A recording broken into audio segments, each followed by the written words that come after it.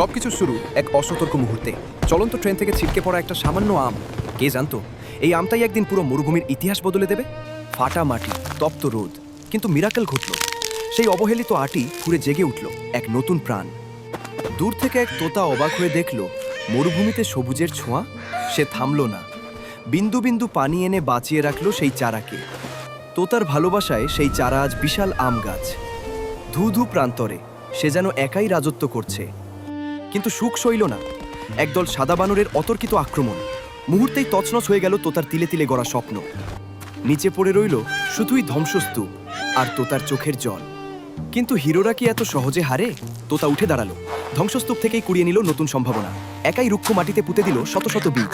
শুরু হলো এক অসম লড়াই। 1 থেকে 10, 10 থেকে 1000।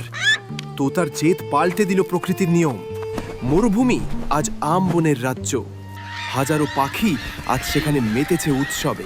শুধু একা বসে সেই নায়ক, তার সৃষ্টি আজ সার্থক। কিন্তু আক্ষেপ একটাই, একটা আম মরুভূমি বদলাতে পারে, কিন্তু আপনাদের মন কি বদলাতে পারবে না? বন্ধুরা, এই তোতার হার